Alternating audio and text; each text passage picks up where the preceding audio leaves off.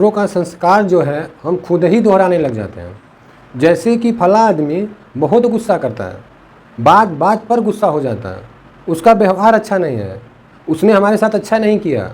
तो जब हम अपने बच्चों के ऊपर गुस्सा करते हैं, जब भी आप दूसरों के व्यवहार से दुखी होते हैं या आप उससे गुस्सा करने लग जाते हो, तो इससे दोनों का नुकसान होता है। सामने वाले का भी नुकसान होता है और आपका भी नुकसान होता है। तो दूसरे के व्यवहार से हमें विचलित होने की ज़रूरत नहीं है, पर हमें उसके लिए दुआ देने की ज़रूरत है। मान लीजिए कोई बहुत गुस्सा करता है, तब आपको उसके बारे में ऐसे सोचना चाहिए कि वो बहुत शांत आत्मा है। कोई आपसे नाराज़ है तो कहना चाहिए वो बहुत ही बेहतर इंसान है। कई बार पति पत्नी के रिश्तों में बहुत सारी कड़वाहट आ जाती हैं, बाप बेटे के रिश्ते में कड़वाहट आ जाती हैं, एक दूसरे को लोग पसंद करना छोड़ देते हैं, एक दूसरे पे आरोप प्रत्यारोप लगाना शुरू कर देते हैं। हमेशा अनेक चीज़ ध्यान देने की ज़रूरत होती है।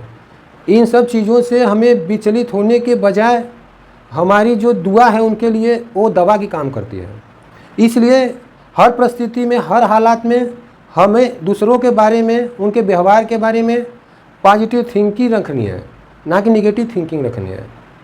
एक बार जब पॉजिटिव थिंकिंग की हो रही हैं तो आपको एक कहानी के माध्यम से मैं बताना चाहेंगे। एक बार एक जंगल में आग लग गई।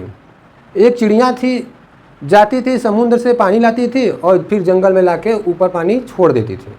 फिर समुद्र में आती, जंगल में पानी छोड़ती, फिर पानी छोड़ देती, फिर पानी छोड़ देती। एक आदमी देख रहा था, उसने चिड़िया से पूछा कि ये बताओ, इतनी बड़ी आग लगी है, तुम चोट से पानी ले आके छोड़ के आग बुझाने की कोशिश कर रही हो, क्या इससे आग बुझने वाली है क्या? तो उस चिड़िया ने मुस्कुराते हुए जवाब दिया, देखिए 3 तरीके के लोग होते हैं।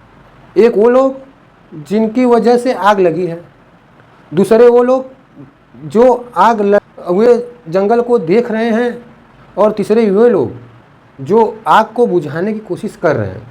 तो मैं ये नहीं चाहती हूँ कि मेरी गिनती आग लगाने वाले में या आग को जलते हुए देखने वालों में हो, बल्कि जब भी दुनिया में मेरा नाम लिया जाए तो मेरा नाम आग बुझाने वाले में लिया जाए। तो यही चीज़ हमको और आपको करना चाहिए। तो किसी के व्यवहार से हम क्या कर सकते हैं? किसी के व्यवहार हम नहीं बदल सकते हैं, उसका व्यवहार बदलना या उसका काम है। कोई दूसरा आपको विचलित कर दे, गुस्सा दिला दे, तो ये आपकी जिम्मेदारी बनती है। इसलिए उस चिड़िया के तरीके से हमारा काम होना चाहिए, पानी छिड़कने का काम। दूसरों के व्यवहार के साथ साथ अपना भी व्यवहार देखना चाहिए। जैसे कि किसी बात पर आपको गुस्सा आ जाता है, जब भी आपको गुस्सा आए पॉकेट में पेपर रखिए और उस पर लिख दीजिए, गुस्सा आया नंबर 1। फिर दिन में कभी गुस्सा आया नंबर 2, फिर आपको गुस्सा आया, फिर कागज़ पर लिख दिए गुस्सा आया नंबर 3। इसका मतलब आज पूरे दिन में कितनी बार गुस्सा आया। अगर आपने लिखने की प्रक्रिया शुरू कर दिया तो आप देखेंगे कि धीरे धीरे करके आप गुस्सा करना ही छोड़ देंगे। सबसे इम्पोर्टेंट चीज़ हमारे और आपके जीवन में, हमारे जो कंट्रोल में है, हमें वो करने की ज़रूरत है। और हमें हमेशा दूसरों के लिए दवा बन के रहना चाहिए। और ये दवा हम कैसे बन सकते हैं?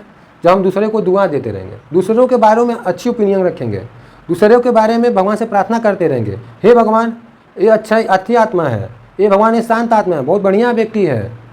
आदमी कुछ भी हो, उसका व्यवहार कुछ भी हो, लेकिन आपको हमेशा दूसरों के बारे में दुआ ही देना है। ये चीज़ आपके भी व्यवहार में आगे चल के बहुत बड़ा परिवर्तन लाएगा, और आप एक शांत आत्मा बन जाओगे, और एक आप मजबूत आत्मा बन जाओगे।